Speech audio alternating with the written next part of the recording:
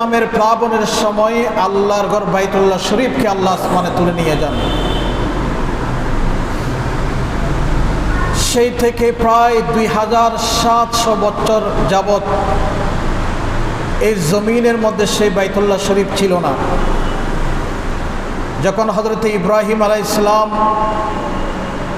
এই পৃথিবীর জমিনে তশরিফ আনেন, উনি সিরিয়াতে ছিলেন। আল্লাহ পাক সুবহানাহু ওয়া তাআলা ইব্রাহিম আলাইহিস সালামকে ওহী পাঠালেন যেন ওনার স্ত্রী এবং সন্তানকে নিয়ে মক্কা শরীফে চলে যায়। এবং সেই আলোচনাও করেছিলাম, হযরতে ইব্রাহিম আলাইহিস সালাম ওনার স্ত্রী হাজরা এবং পুত্র ইসমাইলকে আল্লাহর ঘর বাইতুল্লাহ শরীফের পাশে রেখে আবার উনি সিরিয়ায় চলে যান। এতটুকু পর্যন্ত। এবং বিশেষ করে গত জুমায় আপনাদের খেদমতে কিছু নতুন তথ্য দিয়েছিলাম যে জমজমের কূপ কিভাবে সৃষ্টি হয়েছে এবং হাজিরা সাফা মারওয়া কেন সাই করেন, দৌড়াদৌড়ি করেন, নিশ্চয় আপনাদের মনে আছে।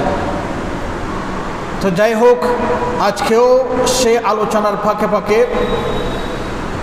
কিছু নতুন তথ্য, আল্লাহর কুদরতের কিছু ইতিহাস আপনাদেরকে দেওয়ার চেষ্টা করব। যাই হোক, আমরা আমাদের মূল আলোচনায় চলে যাই, যেহেতু সময় সংক্ষেপ। হযরত ইব্রাহিম আলাইহিস সালাম ওনার স্ত্রী এবং সন্তানকে বাইতুল্লাহ শরীফের পাশে রেখে চলে যান। তখন তো বাইতুল্লাহ শরীফের নিশানা ছিল না, মূল ফাউন্ডেশন তো মাটির নিচে।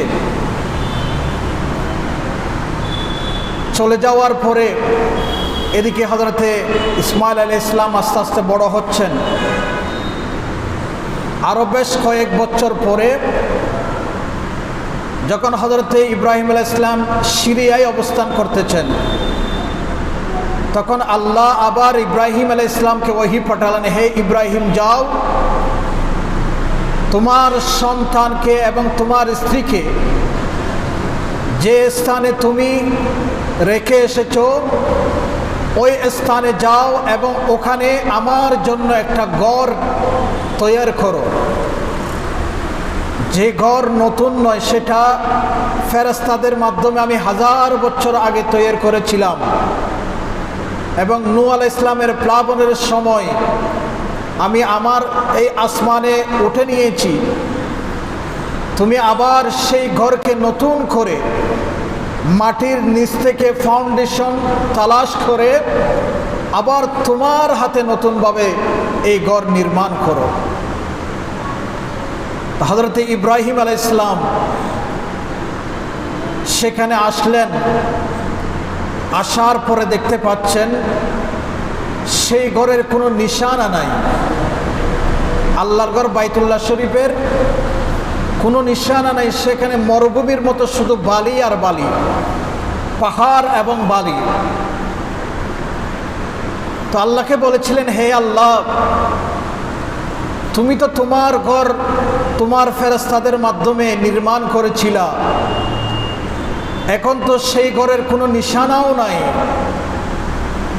আমি কোন জায়গা থেকে আবার তোমার ঘরকে নতুনভাবে তৈরি করব? আমাকে একটু সাহায্য করো। দেখেন, আল্লাহর ঘরের সেই ফাউন্ডেশন প্রকাশ করার জন্য নতুনভাবে আল্লাহ দুনিয়ার কোনো মানুষের সাহায্য নেন নাই।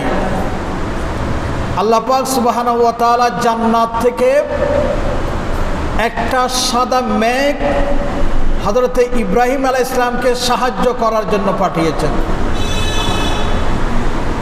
কিতাবের মধ্যে লিখতেছেন, আরসালা ইলাইহি সাহাবাতা বাইদা আলা কদরিল বাইত। আল্লাহর ঘরের সেই ফাউন্ডেশন নির্ধারণ করার জন্য আল্লাহ জান্নাত থেকে একটা সাদা মেঘ পাঠিয়ে মেঘের মাধ্যমে সার্ভিয়ারিং করেছেন এবং হযরত ইব্রাহিম আলাইহিস সালামকে বলেছিলেন, হে ইব্রাহিম, আমি জান্নাত থেকে একটা মেঘ পাঠাচ্ছি, ওই মেঘ যতদূর ছায়া দিবে ওই ছায়া পরিমাণ আমার ঘরের মূল ফাউন্ডেশন, এবং ওই ছায়া পরিমাণ তুমি আমার ঘরের ফাউন্ডেশন ভিতর থেকে বের করার জন্য এখানেই মাটি খনন করবা, এবং মাটি খনন করলে তুমি ভিতরে ওই আল্লাহর ঘর আমার ঘরের ফাউন্ডেশন মূল ফাউন্ডেশন পেয়ে যাবা। দেখেন আল্লাহর এই বাইতুল্লাহ শরীফ আল্লাহ কত সিস্টেম করে আমাদের জন্য প্রকাশ করতেছেন, যে ঘর হাজার বছর আগে ফেরেশতারা তৈরি করেছিলেন।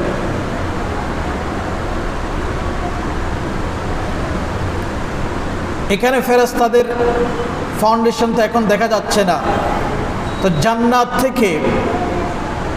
জান্নাত থেকে যে সাদা মেঘ পাঠিয়েছেন, সেই মেঘ যখন বাইতুল্লাহ শরীফের ওখানে আসলো, সেই মেঘ যতদূর ছায়া দিয়েছিল ওই ছায়াকে নির্ধারণ করে হযরত ইব্রাহিম আলাইহিস সালাম নিয়ার খনন করতেছেন।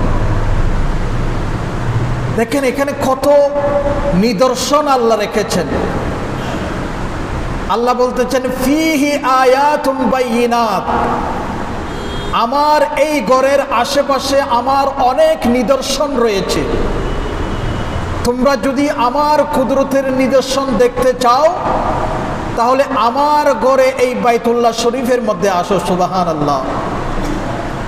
এখানে এই জন্য আসবে না যে মক্কা শরীফের পরিবেশ কত সুন্দর, এখানে বিল্ডিং কত সুন্দর, এখানে রাস্তাঘাট কত সুন্দর, এখানে স্থাপনাগুলো কত সুন্দর, এগুলো দেখার জন্য আসবে না।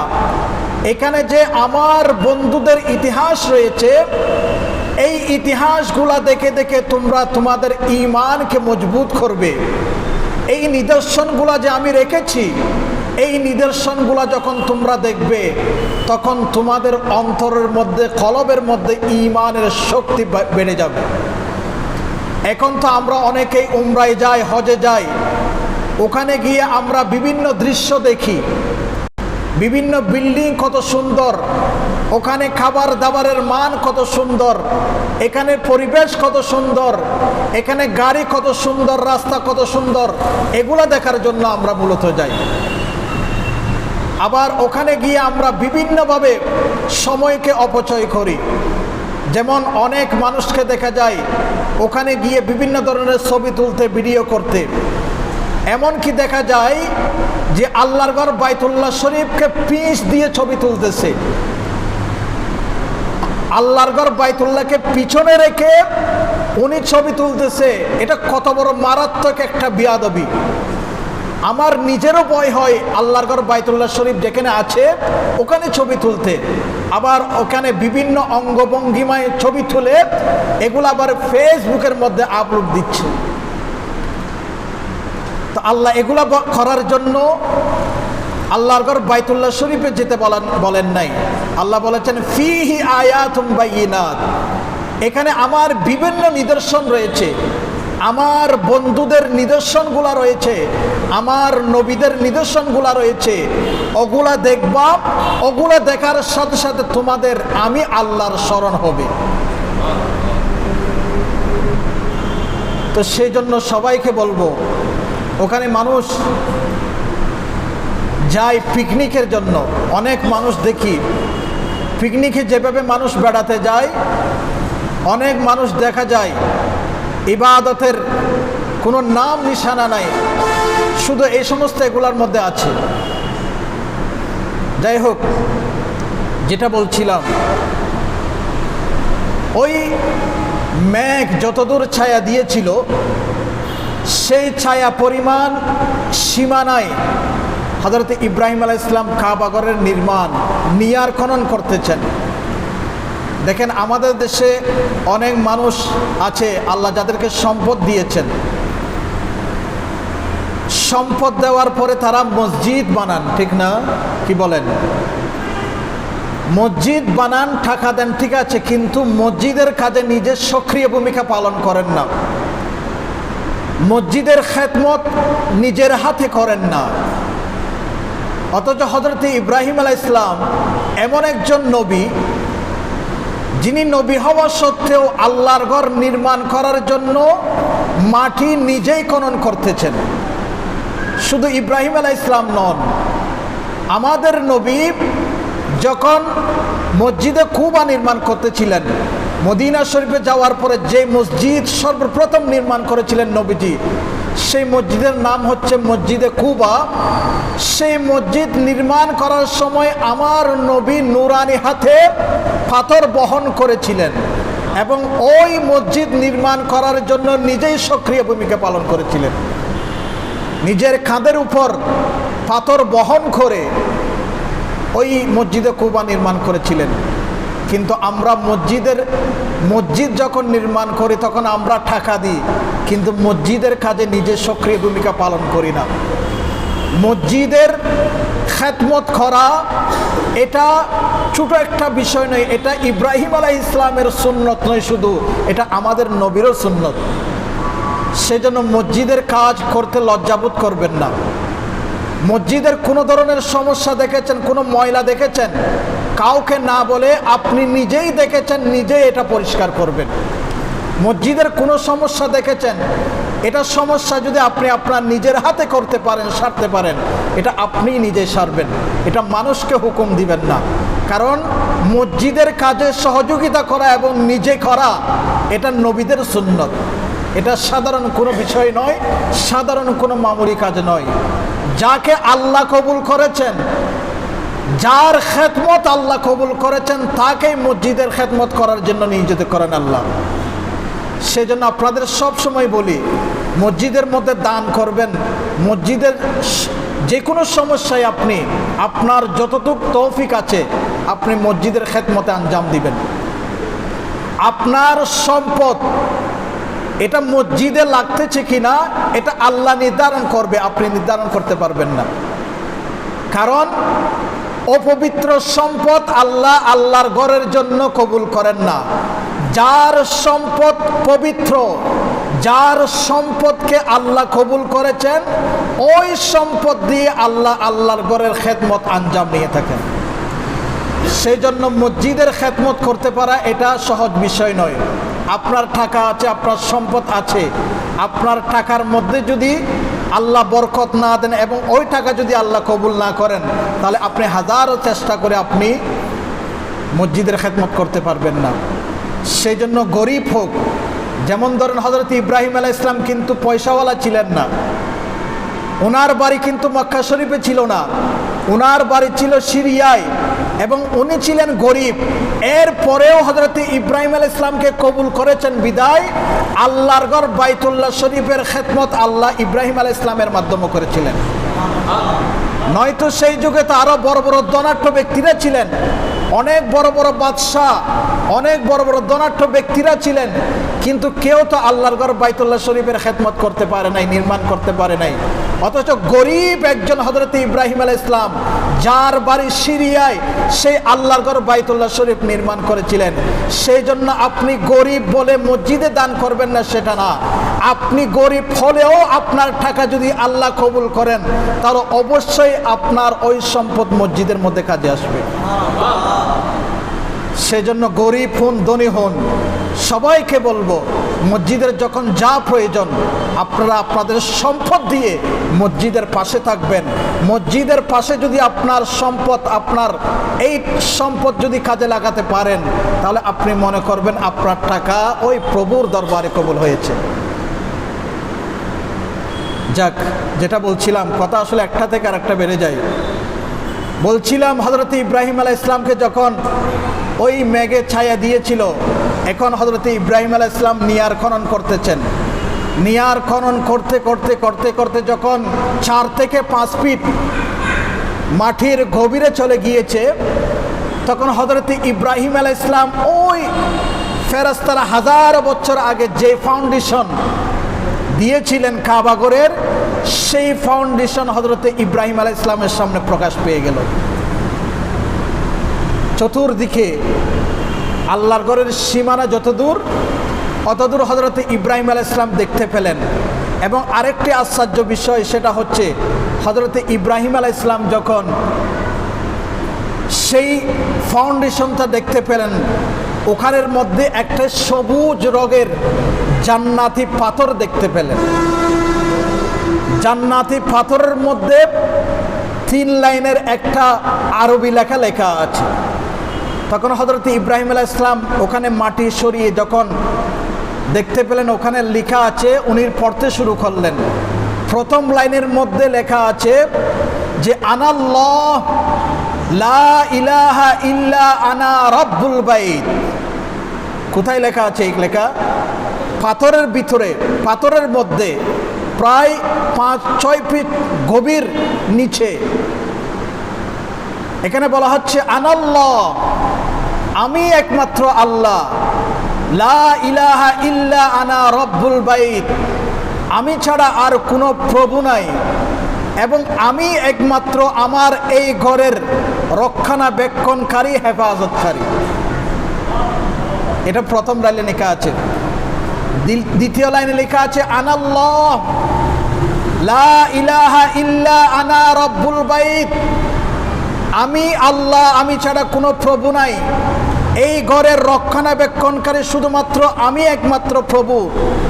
মালিকুজ জুবাল ওয়া মুখবিরুজ জুনান ওয়া মুখরিজুত তারিকুস সালাত।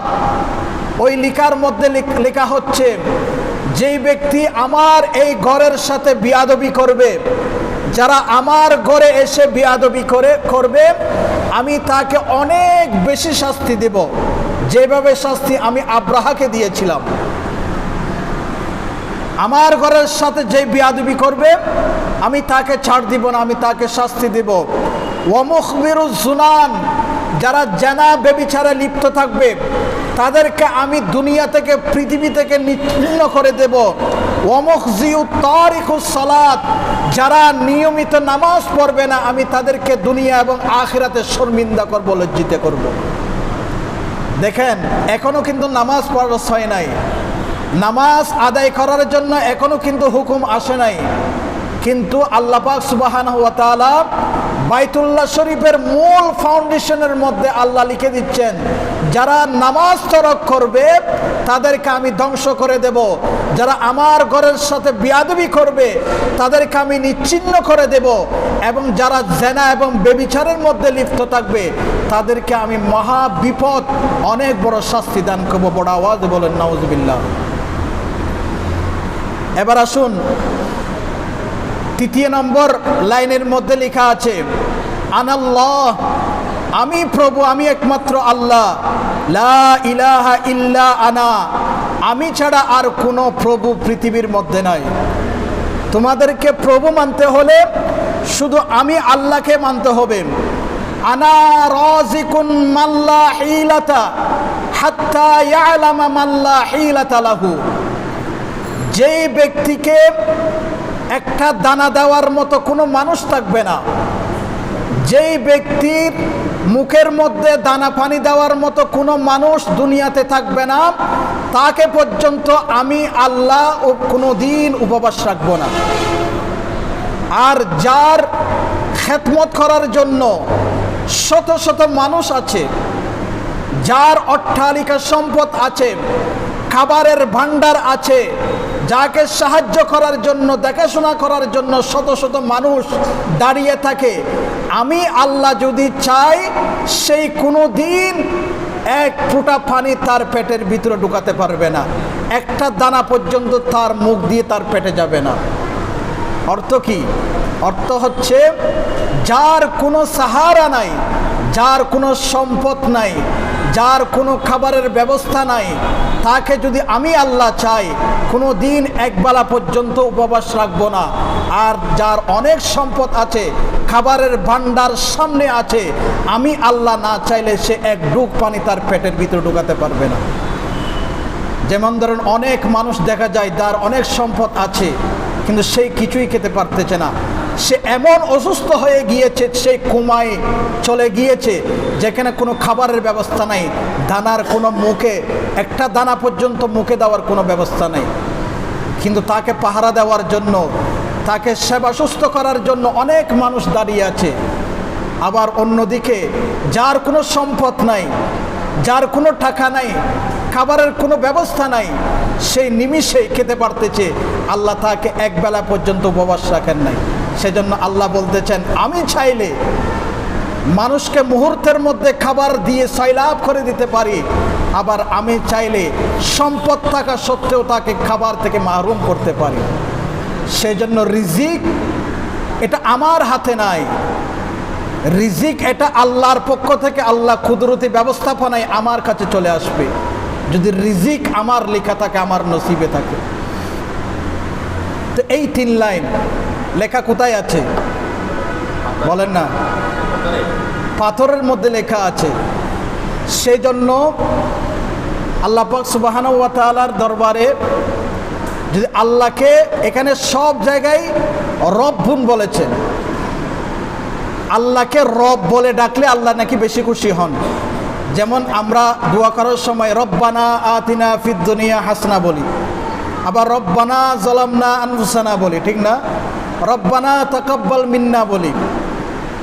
তো আল্লাহকে, আল্লাহর যত গুণবাচক নাম আছে তার মধ্য হতে এই রব্বুন শব্দ ডাকলে আল্লাহর কুদরতের অন্তর খুশি হয়ে যায়। সেই জন্য সেই যুগে আরবের মানুষেরা আল্লাহকে রব্বুন বলে সম্বোধন করত। কিভাবে সম্বোধন করত? আরবের মানুষরা তখন আল্লাহর কাছে কোনো ফরিয়াদ করলে আল্লাহকে বলতে ইয়া রব্বাল গুরাক, অর্থাৎ হে কাকের লালন পালন কর্তা, হে কাকের প্রতিপালক। তো তারা এইভাবে কেন আল্লাহকে সম্বোধন করতেন? এটা এই জন্য করতেন, আল্লামা কামাল উদ্দিন দামিরি রহমতুল্লাহি আলাইহি ওনার কিতাব হায়াতুল হায়ওয়ানের মধ্যে এই কথা লিপিবদ্ধ করতেছেন যে আরবের মানুষেরা আল্লাহকে যখন সম্বোধন করতেন তখন ইয়া রব্বাল গুরাব বলে সম্বোধন করতেন, হে কাকের প্রতিপালক। এটা কেন করতেন? এটা এই জন্য করতেন, তিনি বিশ্লেষণ করতেছেন, কাক যখন তার বাসার মধ্যে বাচ্চা ফুটায়, যখন সর্বপ্রথম তার ডিম থেকে বাচ্চা ফুটে, ওই কাকের বাচ্চাগুলা নাকি লাল বর্ণের হয়ে থাকে, মনে হচ্ছে ওই বাচ্চাগুলা থেকে আগুন বের হচ্ছে। এই বাচ্চাগুলার কালার দেখে কাক বাচ্চাগুলাকে বাসার মধ্যে ফেলে চলে যায় ভয়ে। কিন্তু আল্লাহ দেখেন কত বড় রিজিক দাতা, সেই কাকের বাচ্চাগুলাকে আল্লাহ একবেলা উপবাস রাখেন না। সেই কাকের কালার, যেই কালার দেখে তার মা চলে গিয়েছিল, সেই লাল বর্ণের কালার যখন দেখতে পায় বিভিন্ন পোকামাকড়গুলা, ওই পোকামাকড়গুলা বাচ্চাগুলার শরীরের মধ্যে এসে বসে যায়। যেমন আমরা যখন কোনো লাইট জ্বালাই, লাইটের চতুর্দিকে বিভিন্ন মশামাছি, বিভিন্ন পোকামাকড় আসে। তো ওই লাল বর্ণের বাচ্চা যখন দেখে বিভিন্ন পোকামাকড়, তাদের মনে হয় এটা লাইট জ্বলতেছে, সেই লাইটের মধ্যে বসতেছে মনে করে ওই কাকের বাচ্চাগুলোর মধ্যে এসে বসে, এবং ওখান থেকে তাদের রিজিকের ব্যবস্থা হয়। ওই কাকের বাচ্চাগুলা ওই পোকামাকড়গুলা ধরে ধরে রিজিক আহরণ করে। তো আরবের মানুষরা বলতেছে, হে আল্লাহ, তুমি যে জায়গায় একটা সামান্য কাকের বাচ্চাকে পর্যন্ত একবেলা উপবাস রাখো না, সে জায়গায় আমরা মানুষ হওয়া সত্ত্বে আমাদেরকে কিভাবে উপবাস রাখবে? সেই জন্য তোমাকে রব্বাল গুরাক বলতেছি। তুমি যেভাবে একটা কাকের বাচ্চাকে রিজিকের ব্যবস্থা করতেছ, ঠিক তেমনিভাবে আমাদেরকেও তুমি রিজিকের ব্যবস্থা করো। সুবহানাল্লাহ। সেই জন্য তারা ইয়া রব্বাল গুরাক বলে আল্লাহ দরবারে ফরিয়াদ করতেন। তো যেটা বলছিলাম যে আল্লাহর ঘর বাইতুল্লাহ শরীফ, হযরতে ইব্রাহিম আলাইহিস সালাম এই যখন অবস্থা, যখন মূল ফাউন্ডেশন যখন পেয়ে গেলেন, এখন তো আর কোনো টেনশন নাই। হযরতে ইব্রাহিম আলাইহিস সালামকে আল্লাহ ঘোষণা দিয়েছেন, হযরত ইব্রাহিম আলাইহিস সালামকে আল্লাহ ঘোষণা দিয়েছেন, হে ইব্রাহিম, তুমি তো আমার ঘরের মূল ফাউন্ডেশন পেয়ে গিয়েছ, তোমার সামনে প্রকাশ হয়েছে। এবার তোমাকে আমি হুকুম দিচ্ছি, তুমি 5টি বড় বড় পাহাড় থেকে পাথর সংগ্রহ করে নিয়ে তুমি আমার ঘর বাইতুল্লাহ শরীফকে নির্মাণ করো। এখানে একটা প্রশ্ন হতে পারে, আল্লাহ বাইতুল্লাহ শরীফের নির্মাণের জন্য ইব্রাহিম আলাইহিস সালামকে 5টি পাহাড় থেকে পাথর আনতে কেন বলেছেন? মক্কা শরীফের আশেপাশে তো অনেক পাহাড় ছিল, সেগুলোর কথা বলেন নাই। আল্লাহ 5টি পাহাড় নির্ধারণ করে দিয়েছেন। একটা পাহাড় হচ্ছে জবলে নূর, গারে হেরা। দ্বিতীয় নম্বর হচ্ছে জবলে জৌদি, যেই জৌদি পাহাড়ের মধ্যে হযরত নূহ আলাইহিস সালামের কিস্তি এসে লেগেছিল। অনেক দিন যাবৎ প্লাবনে যখন হযরত নূহ আলাইহিস সালামের কিস্তি পানির মধ্যে ভেসেছিল, ওই কিস্তি শেষ পর্যন্ত জৌদি পাহাড়ে এসে লেগেছিল, ওখানে অবতরণ করেছিলেন। আর তৃতীয় নম্বর পাহাড় হচ্ছে তুরে সিনা। চতুর্থ নম্বর পাহাড় হচ্ছে জবলে লেবানন এবং ৫ম নম্বর পাহাড় হচ্ছে ফিলিস্তিনের একটা পাহাড়। এই বড় বড় আজিমুসান 5টি পাহাড় থেকে পাথর সংগ্রহ করে হযরতে ইব্রাহিম আলাইহিস সালামকে এই কাবাঘর নির্মাণ করার জন্য আল্লাহ হুকুম দিয়েছেন।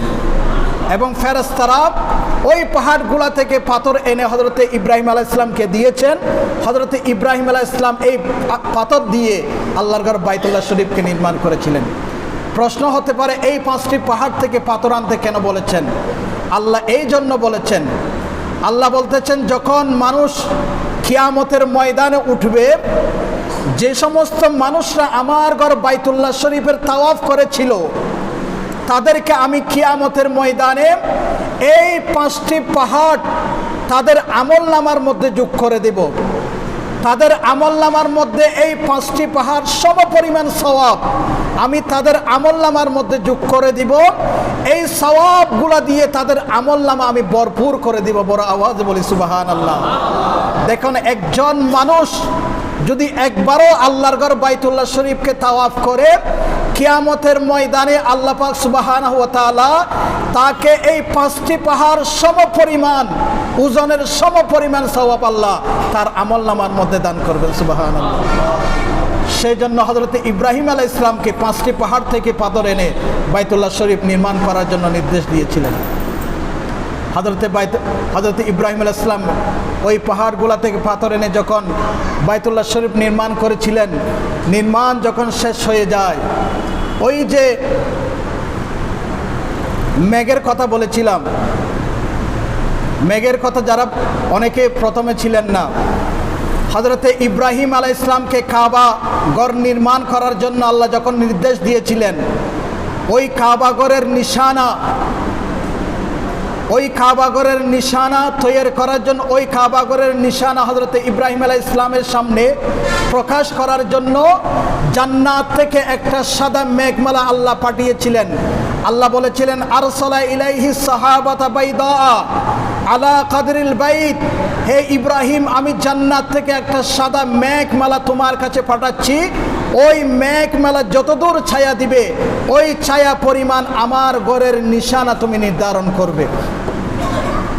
তো যখন বাইতুল্লাহ শরীফের নিশানা নির্ধারণ হয়ে গেল এবং বাইতুল্লাহ শরীফ যখন নির্মাণ হয়ে গেল, এবার ওই মেঘকে আল্লাহ নির্দেশ দিচ্ছেন, হে মেঘ, তোমাকে জান্নাত থেকে আমার ইব্রাহিমকে সাহায্য করার জন্য তোমাকে পাঠিয়েছি।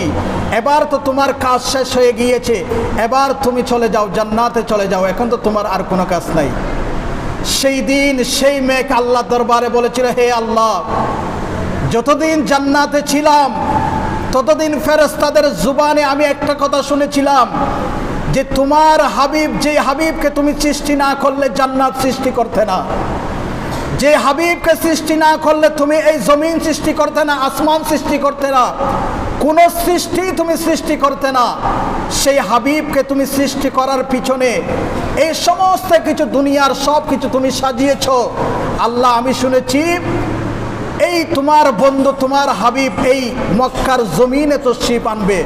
আল্লাহ, তোমার দরবারে ফরিয়াদ করছি, আল্লাহ, আমি এখন জান্নাতে যাব না, তোমার হাবিব যখন এই দুনিয়াতে এই মক্কার জমিনে তশরিফ আনবে, তোমার হাবিবকে আমি খেদমত করতে চাই, তোমার হাবিবের খেদমতে আমি এখানেই থেকে যেতে চাই। বড় আওয়াজ বলি সুবহানাল্লাহ। তখন আল্লাহ ওই মেঘকে নির্দেশ দিয়েছিল, হে মেঘ, ঠিক আছে তুমি মক্কার আকাশে থেকে যাও, যখন আমার হাবিব আসবে তুমি আমার হাবিবকে সাহায্য করবে। আমার হাবিব যখন ঘর থেকে বের হবে, রোদের তাপ যখন আমার হাবিবের শরীরের মধ্যে পড়বে, তখন আমার বন্ধু নবীর শরীর কষ্ট পাবে। সেই জন্য আমি তোমাকে হুকুম দিচ্ছি, আমার হাবিব যখন ঘর থেকে বের হবে, সূর্যের তাপ যেন আমার হাবিবের শরীরের মধ্যে লাগতে না পারে। তুমি আমার হাবিবকে ছায়ার ব্যবস্থা করবে, তোমার ছায়ার নিচে আমার হাবিব হাঁটাচলা করবে। বড় আওয়াজে বলে সুবহানাল্লাহ। সেজন্য নবীজি যখন ঘর থেকে বের হতেন, নবীজিকে ছায়া দেওয়ার জন্য, আরাম দেওয়ার জন্য ওই মেঘ নবীজির মাথার উপর এসে দাঁড়িয়ে থাকতো। তো ওই ঘটনার পর প্রায় 4000 বছর পরে ইব্রাহিম আলাইহিস সালাম কাবা নির্মাণ করার প্রায় 4000 বছর পর যখন নবীজি দুনিয়ার মধ্যে তশরিফ এনেছেন, নবীজি তশরিফ আনার পরে যখন নবীজি ছোটকাল থেকে ঘর থেকে বের হতেন, ওই মেঘমেলা নবীজির মাথার উপর এসে হাজির হতো। নবীজি যেদিকে যেদিকে যেতেন, ওই মেঘমালাও নবীজির মাথার উপর সেদিকে যেতেন। এবং নবীজি যখন 63 বছর হায়াত জীবন শেষ করে ফেলেছেন, নবীজির যখন ইন্তিকাল হয়ে যায়, তখন আল্লাহ ওই মেঘকে আবার নির্দেশ দিয়েছেন, হে মেঘ, এখন তো আমার হাবিব চলে গিয়েছে, এখন তুমি জান্নাতে চলে যাও। তখন ওই মেঘ সেই দিন আল্লাহকে বলেছিল, আল্লাহ তোমার হাবিব যতদিন পর্যন্ত জান্নাতে যাবে না, ততদিন পর্যন্ত আমি মেঘ জান্নাতে যাব না, কারণ তোমার হাবিব জান্নাতে না থাকলে জান্নাতের মজা পাওয়া যাবে না। যেই দিন তোমার হাবিবের কদম জান্নাতে পড়বে, যেই দিন তোমার হাবিব জান্নাত উদ্বোধন করবে, সেই দিন তোমার হাবিবের পিছনে পিছনে আমি জান্নাতে যাব, কারণ তোমার হাবিব থাকলে জান্নাতের মজা সেই দিন পাওয়া যাবে। তখন ওই মেঘ সেই দিন আল্লাহ দরবারে ফরিয়াদ করেছিল, আল্লাহ তোমার হাবিবের আওলাদ কিয়ামত পর্যন্ত দুনিয়াতে আসবে এবং তোমার হাবিবের বরকতপূর্ণ জিনিস যেগুলা ব্যবহার করেছিল দুনিয়াতে, সেইগুলার উপর আমি ছায়া দিব। সেই জন্য এখনো পর্যন্ত বিশ্বের মধ্যে দেখা যায়, নবীজির দাড়ি মুবারক এবং চুল মুবারক যখন বের করা হয় মানুষকে দেখানোর জন্য, ওই দাড়ি মুবারক এবং চুল মুবারকের উপর পর্যন্ত ওই মেঘ এখনো ছায়া দিতে এখনো পর্যন্ত দেখা যায়। বড় আওয়াজ বলে সুবহানাল্লাহ। এবং আমার রসুলের আওলাদ যতদিন পর্যন্ত দুনিয়াতে থাকবে, ওই আওলাদের রসুল যখন দুনিয়াতে ওই রোদের মধ্যে বের হবে, তাদেরকে পর্যন্ত ছায়া দিতে থাকে। সেই জন্য আওলাদের রসুল যখন আমাদের এখানে আছে, শাহিন সাহেব শিরকুট যখন দুনিয়া আমাদের এইখানে আমাদের বাংলাদেশের মধ্যে আসে, হযরত তৈয়ব শাহ, তাহের শাহ, পীর সাবের শাহ যখন জুলুসের জন্য যখন বের হয়, যখন গরমকাল থাকে, প্রখর রোদ থাকে, আপনারা দেখেছেন হুজুর সাবের শাহ, তাহের শাহ পর্যন্ত যখন ওই জুলুস করতে বের হয়, জুলুসের মধ্যে ওই মেঘমালা ছায়া দিতে আমরা দেখি, ঠিক না? আপনারা দেখেন নাই মনে হয়? জুলুসের সময় প্রচন্ড রোদ চতুর্দিকে থাকে, কিন্তু আওলাদের রসুল যেদিকে জুলুস করার জন্য সফরে যায়, যেদিকে বের হয়, সেই মেঘমেলা পর্যন্ত এখনো পর্যন্ত ছায়া দিচ্ছে। এটা এমন কোনো মেঘ নয়, সাধারণ কোনো মেঘ নয়, এটা নবীজিকে যে মেঘ ছায়া দিয়েছিল, সেই মেঘ পর্যন্ত এখনো আওলাদ রসুলের খেদমত করতেছে। সুবহানাল্লাহ। তো এই মেঘ এখনো আছে, কিয়ামত পর্যন্ত থাকবে। আওলাদে রসুল্লাহ যতদিন থাকবে, নবীজির বংশধররা যতদিন পর্যন্ত থাকবে, ওই মেঘ দুনিয়াতে এখনো থাকবে। তো যাই হোক, এই মেঘ আল্লাহ দরবারে ফরিয়াদ করেছিল বিদায়। নবীর খেদমত করার জন্য একটা সামান্য মেঘমালা যদি এরকম বেকুল হতে পারে, আমরা নবীর উম্মত হয়ে নবীজির জন্য কি খেদমত করতেছি? সামান্য মেঘের যদি নবীর প্রতি এত প্রেম এবং ভালোবাসা মহব্বত থাকে, আমরা নবীর উম্মত হয়ে নবীজির প্রতি আমাদের মহব্বত কত, সেটা ভাবার বিষয়।